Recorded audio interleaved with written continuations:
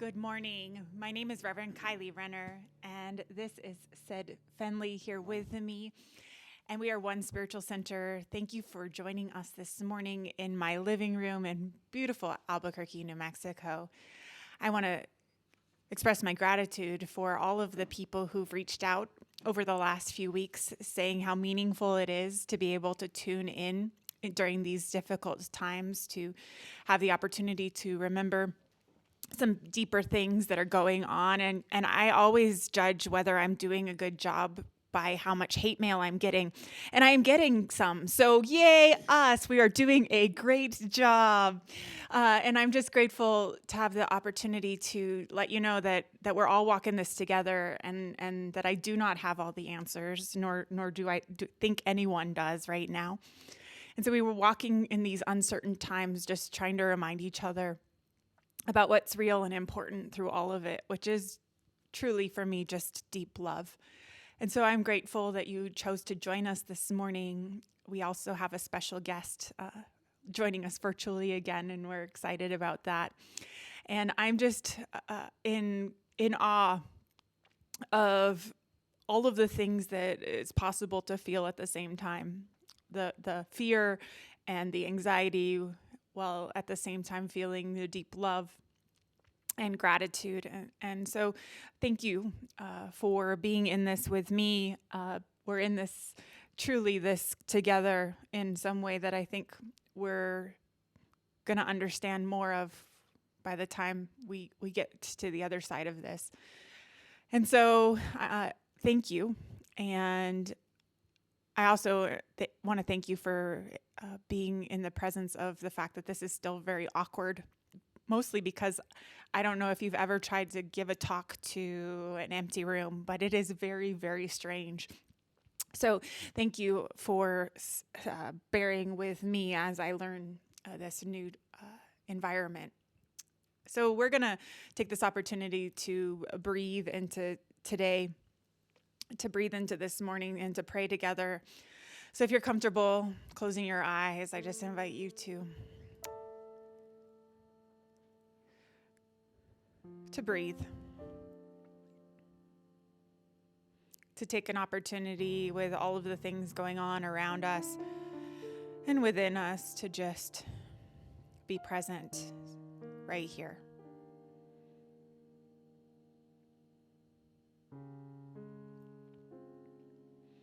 And as we bring ourselves present, I just know the Spirit is moving here today.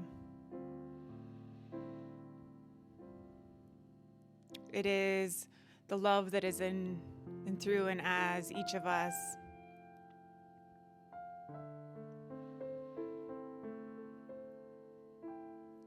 And it is showing up here and now through our willingness to be changed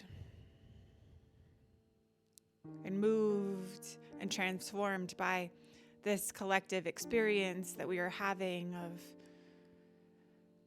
stepping out of all that seemed normal so that we may create a new future.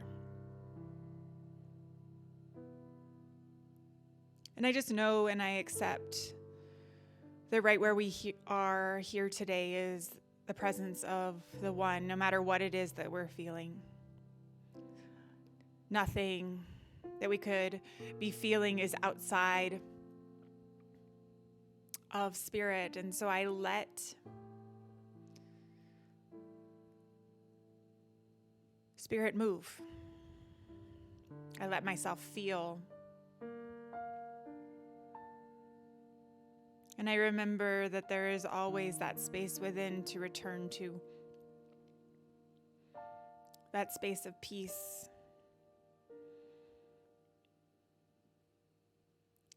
So I allow and I let go. And I let it be. And so it is.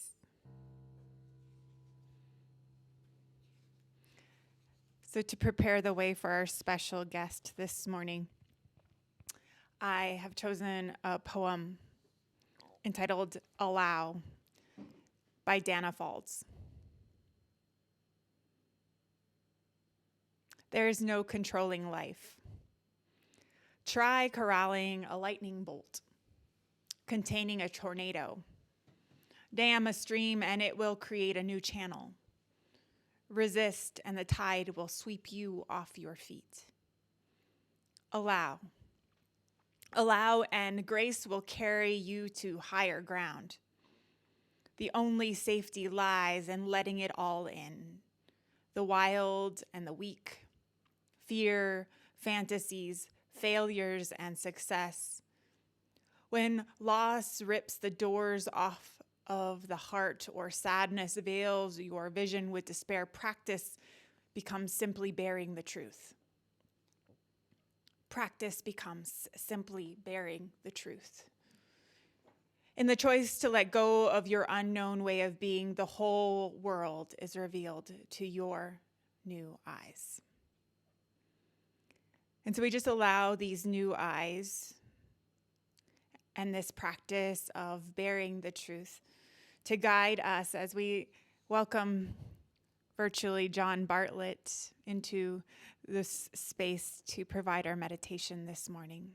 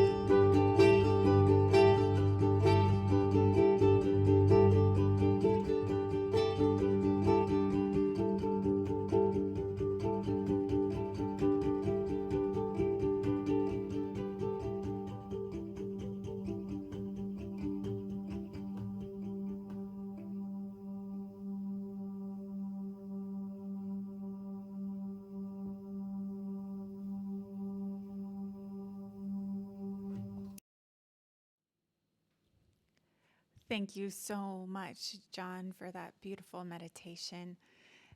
And now we have some beautiful music by Sid.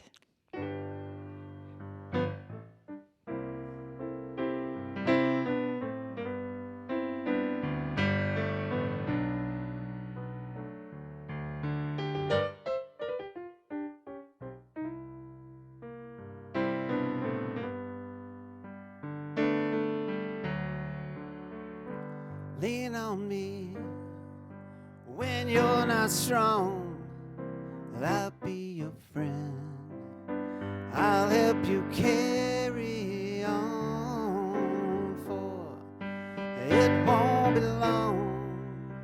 I'm gonna need somebody to lean on. Please swallow your pride. If I have things you need to borrow, for no one can fill all of your needs that you won't let show. Just call on my brothers when you need a hand. We all need somebody to lean on. I just might have a problem that you'll understand. We all need somebody to lean on. Lean on me when you're not strong. I'll be your friend. I'll help you carry on. 'Cause it won't be long. I'm gonna need somebody to lean on.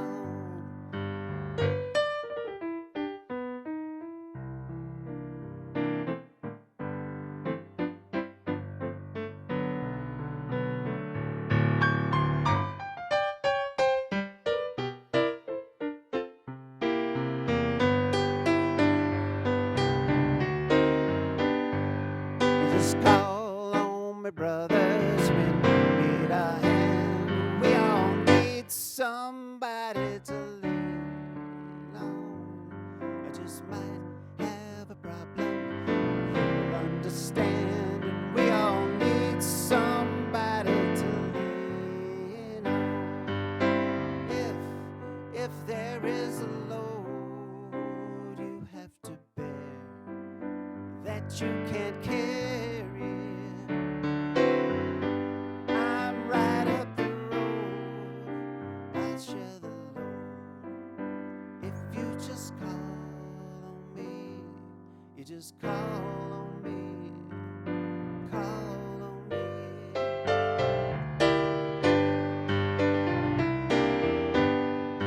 Just call on me if you need a friend. You just call on me.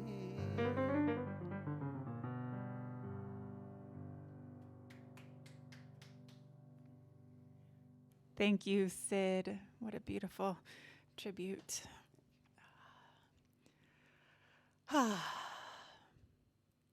So this week I've been thinking a lot about how we figure out how to navigate this crazy time we're living in, because it is so different from anything that we've experienced before, at least in many generations.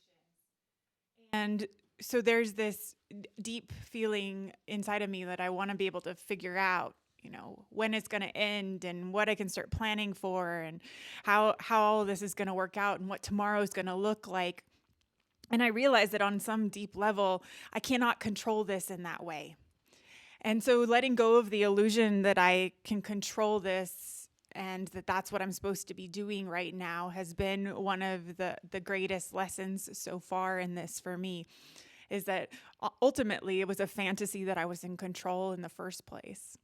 And so the image that keeps coming to me as I've been thinking about how to navigate this, though, is this idea that we can be in the storm without starting to worship the storm. And that is a line from Mark Nepo that sticks with me, when going through difficult times, because there's something about how we then become so enwrapped in the storm that we forget that it's a storm.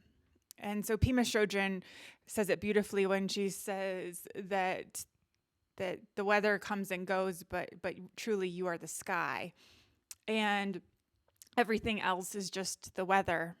And there's something true about that. So there's this sense for me in this imagery around weather and storms, that we can be in the storm without worshiping the storm, that we can find the eye of the storm and find a sort of peace in it, so that we can continue to be creative and empowered and use this opportunity that we are being given to see clearly things that we may not have seen clearly before.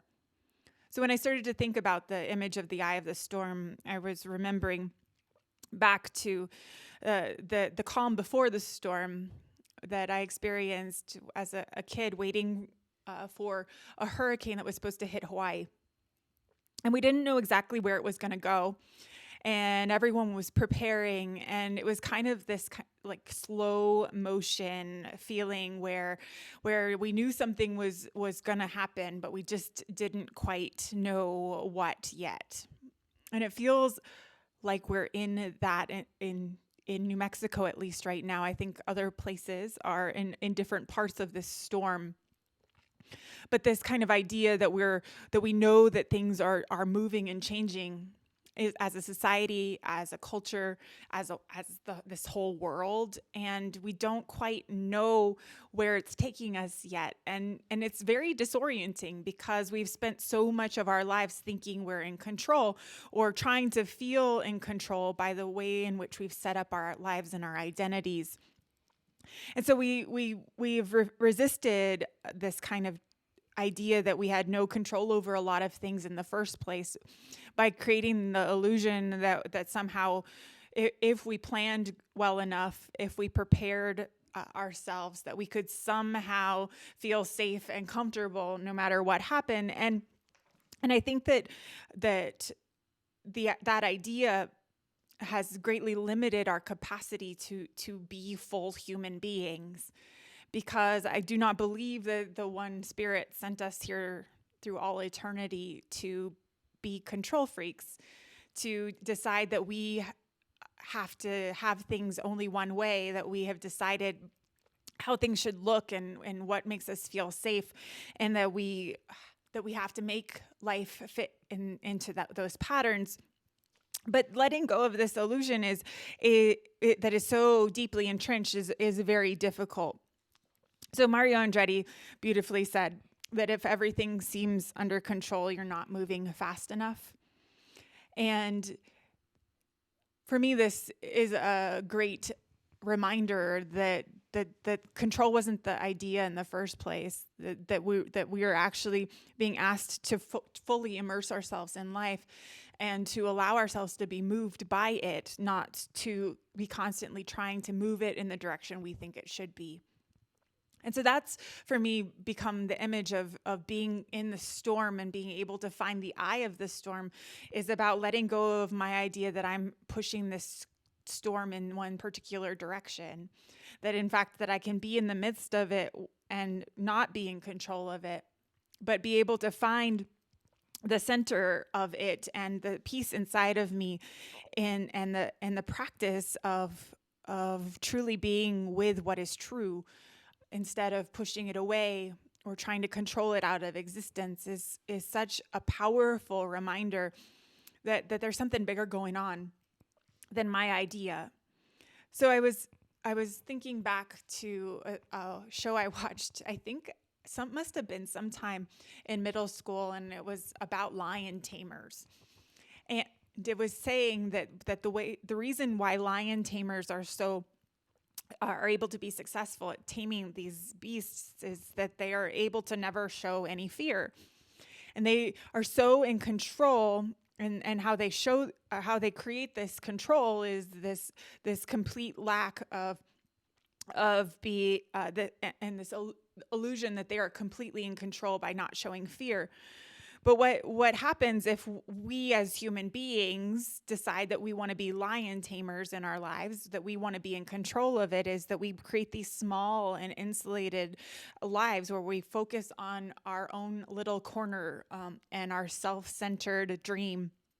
And we spend all of our energy trying to bolster our sense of comfort and security.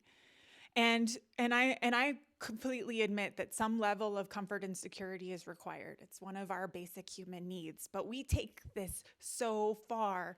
And I know so many incredible lion tamers, right? People who've figured out how to take this to some degree where it is obviously so limiting this other thing that's trying to happen. So I've been trying to let go of my own inner lion tamer that decided that I need to go create this situation where I'm showing no fear and actually open to the fullness of the experience, and to realize that the practice of being human isn't about being secure or comfortable. But we dread this kind of feeling of helplessness. And I've been thinking about the helplessness that comes from the center of the storm, which is the recognition that you're going to get that the eye of the storm is going to pass, and you are going to be in the storm again. And that's just the fact of what's happening. And this idea that the real freedom recognizes the futility of demanding that life be within my control. And in fact, learn is a willingness to say yes to the experience of helplessness itself, that we are not in control, that we may not feel secure or comfortable, that we don't know what's coming next, that there are more questions than there are answers, and they're changing all of the time. And all of that is part of being fully human. And so this is where I start to get hate mail, because this is where I go into the fact that I think that New Thought has this wrong. Because what I learned when I was taught New Thought was this idea that we're only supposed to focus on the parts of the one that make us feel secure and comfortable. Those are God. Those are good. Those are the ones we focus on. And I don't believe that gives credit to the fact that we are full human beings that can experience so much more than just the things that make us feel good, and that we are actually being asked to, as a full human being, be willing to let the fullness of God in and give ourselves permission to experience it all. So the eye of the storm for me also is a great image, because what I know about being in the eye of a storm is that it doesn't mean that there isn't weather. And it doesn't mean that there wasn't just weather and there isn't going to be more severe weather. It's all there, all at the same time, but we're still able to find peace. And so there's this sense that I'm feeling that as human beings on this collective path of transformation right now, this experiencing a collective trauma, that we are being asked to allow ourselves to give ourselves permission for that full experience, so that we may be moved by it, so that the storm can teach us, so that we may be planting seeds in this time that then become something much more powerful and helpful than anything we could have planted if we hadn't let ourselves have this full experience. So Parker Palmer shared this week just this really short line by a man who he had taken a retreat with, or gone on retreat with. He was a medical doctor who had been able to escape from Nazi Lithuania. And his parents sent him to England for medical school. His name was Joel Elkes. And they were he ended up turning into a brilliant psychologist, or psychiatrist, and developed a lot of techniques around schizophrenia and the treatment of that. And right after 9/11, they were in this retreat together, and they were talking about the fact that it was feeling like night was falling really fast in the world. Like we were in another time where darkness was very prevalent. And out of that, what he shared was this line that struck me so deeply, which was, we must learn to garden in the dark. We must learn to garden in the dark. And that image was so powerful for me, and obviously so powerful for Parker Palmer, I think, because there's this sense for me that just because I don't control what comes next, it doesn't mean that I am not being asked to till the soil and to fertilize and to plant the seeds of what I'm starting to see emerge. And that in fact, that is what happens in the eye of the storm when we find our peace, is that we find ways to start to garden in the dark. And I also truly know that what we learn in this breaking down stage that we're experiencing right now are the things that we're going to take with us in the building up stage.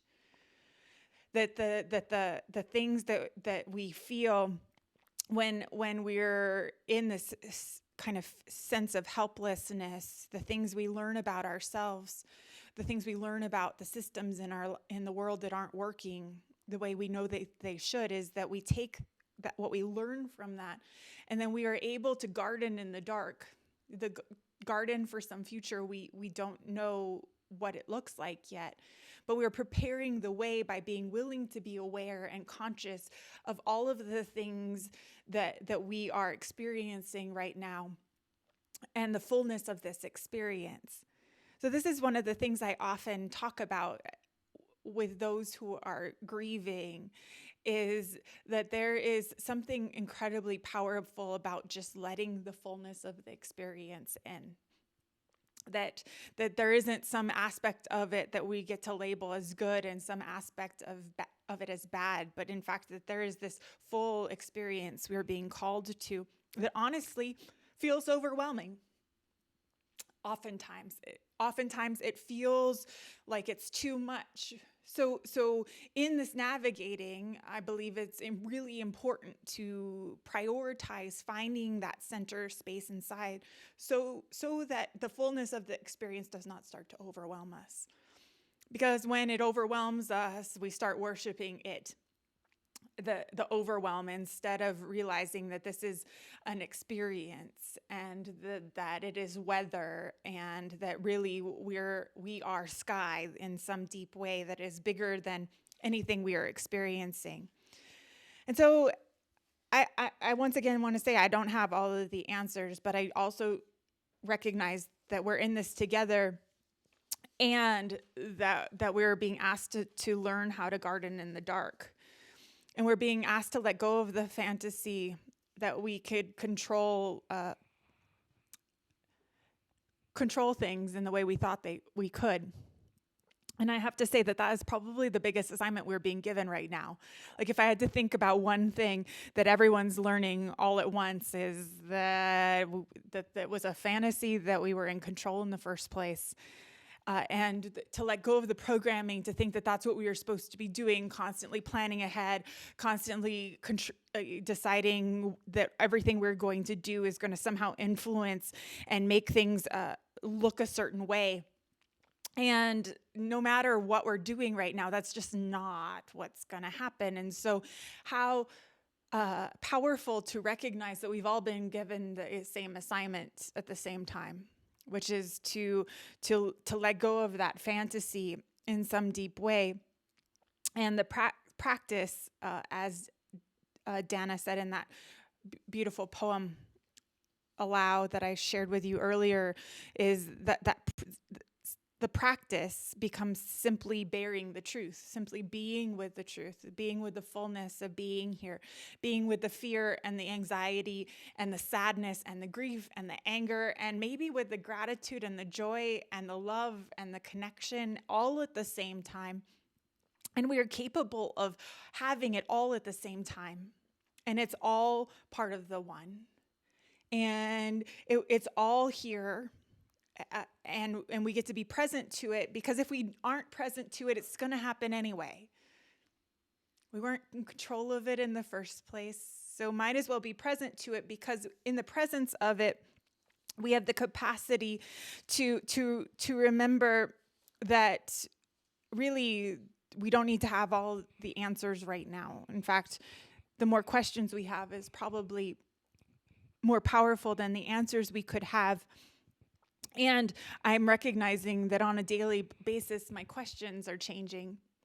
And so if we allow ourselves to be transformed by this experience, which I think we are collectively being asked to do, how powerful it is to remember that we're all being given the same assignment, that the assignment is about being able to find peace in the midst of a storm, to let go of our ideas that we are here to control it in any way, and to really allow ourselves to be full human beings here to learn and to grow and to love and to feel and to be transformed. And so I'm just grateful for the opportunity to find some peace in the midst of this, and and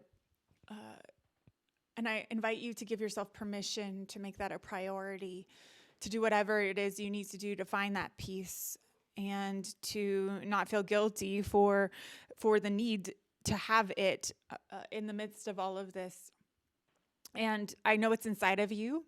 I know that it may feel fleeting, but looking for it and giving yourself permission to not let your world become some insulated place where you feel secure and comfortable, but actually allow for a deeper vision to show up. This is where I'm at today. So I'm going to ask Sid to sing us into our prayer today.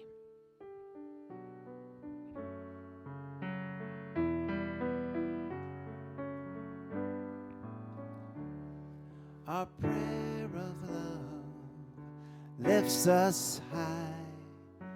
It heals us, sustains us, and sets us free. Our prayer of love lifts us high. It heals us, sustains us, sets us free. Our prayer of love lifts us high. It heals us, sustains us, and sets us free. Our prayer of love lifts us high. It heals us, sustains us, and sets us free. And so our prayer of love today is a prayer of finding peace. Finding peace no matter what is going on, as we remember that truly we are so much more than anything that could be happening, either inside of us or all around us, that truly we are the sky, we are pure love. And as we allow ourselves to find the peace that is the openness to that truth, I just recognize that our need to control and to know and to figure out simply can fall away. As we let go of the fantasy that we were in control in the first place, we allow ourselves to be moved. And I recognize that we are being moved into uncharted territory, but I know that we have love to guide the way, and so I let that love show the way. I let that love show the way to whatever comes next, whatever that right next step is for each and every one of us. I know that it becomes clear as we recognize the deeper questions emerging about how it is that we get to care for one another, how it is that we get to build a world that reflects our values, that reflects an experience of the one. And so I just know and I accept the fullness of this experience continuing to guide us. And I know that whatever it is that we are feeling, that it is not outside of the one. And so I welcome it, and I welcome peace in the midst of it. And I just know truly the presence and the power of love. And so I lean into that. I lean into this prayer, lifting up all of those who need our prayers today. All those who are grieving, all those who are angry, all those who are showing up to serve in any capacity.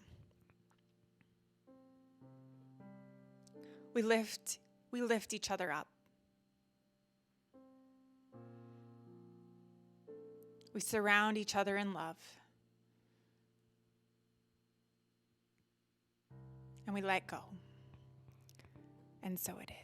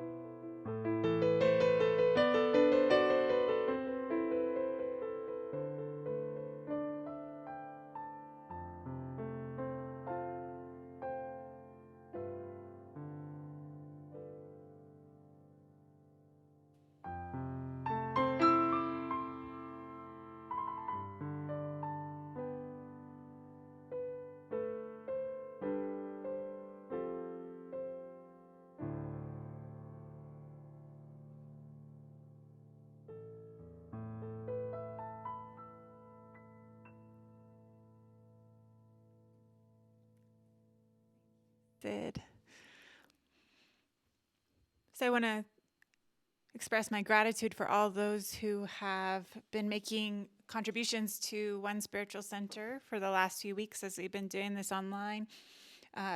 We really appreciate it.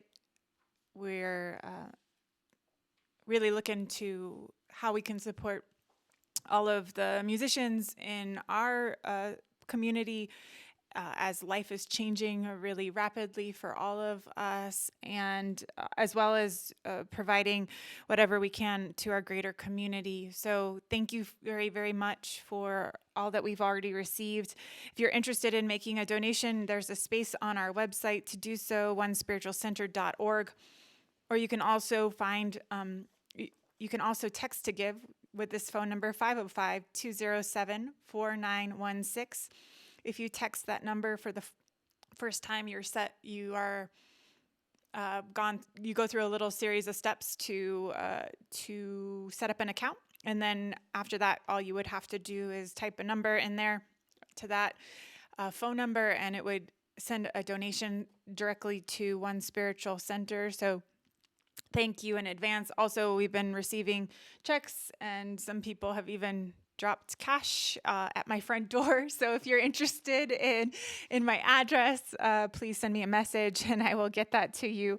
But I'm not telling the whole world my address, mostly, or some part, because those people who are sending me hate mail do not need my address.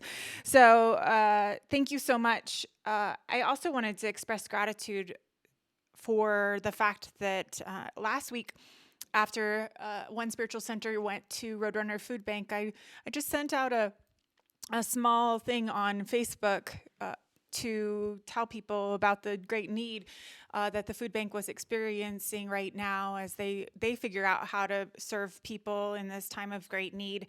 And I requested donations, and in just a few days, we've already raised over $1,000 for the Roadrunner Food Bank. So I just want to thank everyone who made those contributions. It was for me surprising to get such a response, and I'm really grateful for that. I also want to let you know that one of our community members has reached out. She is a healthcare worker who works at UNM, as well as at the West Side shelter, homeless shelter, and they are in dire need of masks. So I know some of you are already sewing some masks. They're looking for 2,000 masks right now to help the homeless community. So if you are already making masks and would like to connect with me to get those out there, or with the person who brought this need to us, please reach out. We'd love to get those masks into the hands of the most vulnerable amongst us. So please let me know if that's something you would like to help with. I can also provide a template if you have a sewing machine and would like to get busy. And we will be back at Roadrunner Food Bank in a few weeks. If things don't change before then, we will also be cooking for Community of Hope. And if you want to be included in those projects, please let me know. We're limiting the number of people, but we would love to have your participation. Also, Roadrunner Food Bank, I looked at their schedule today before I came online here, and they have huge numbers of openings. So if you have time in your schedule during the week, please go ahead and find a way to be of service there. They're using volunteer power in a new way, because instead of just sending things out to be distributed by the agencies where people would be able to pick what they wanted to have in their boxes or to take home with them, they've had to change all of that, and everything is starting to get sorted and boxed so that it can be distributed through drive-by methods. And so it's just a really different scene, and they need a lot of volunteer manpower to make that happen. So if you are available for that as well, that is a great need right now in our community. So thank you for being here today. I believe that we can sing a song.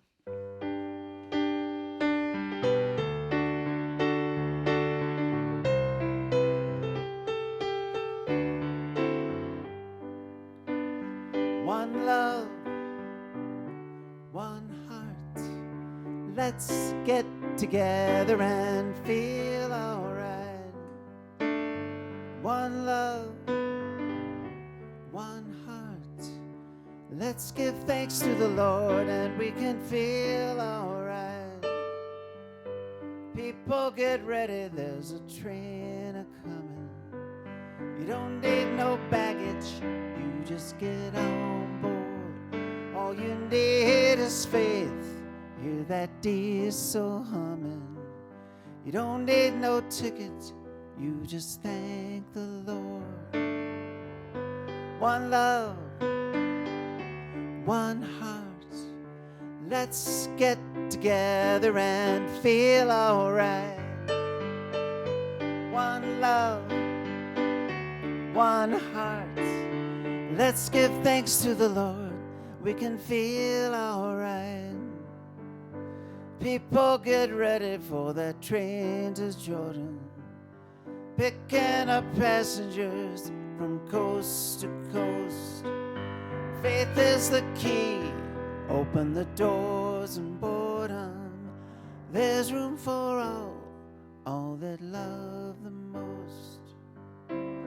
One love, one heart, let's get together and feel alright.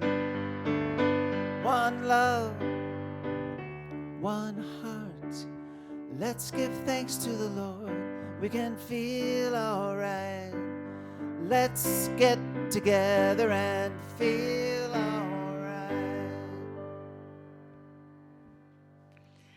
Thank you, Sid. Thank you, Zephyr. Thank you all who are watching online. We love you. We are one, and we are in this together. So please remember you are not alone, and that whatever you are experiencing is valid. And if you need support in any way, please reach out. And just remember that we're in it together. So thank you very much. And I just have one last question, because I had written it in my notes and I forgot to ask it, which is this whole idea, like, that we're not in control. Is that scary or is that comforting? Because in the past, I think I felt it as scary, that question, but I'm feeling it more as comforting now. It's actually comforting that I don't have to try and control this. That's not what I'm here to do, that I'm here to be moved by it and to experience it and to learn and to grow and to transform and not control it. And that's deeply comforting on some level that I hadn't experienced it before. So thank you for being here. Let us sing one last blessing to one another.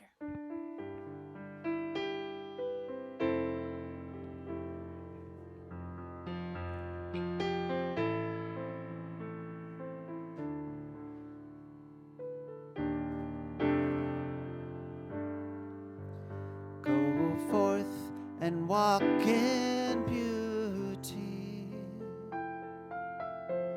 and know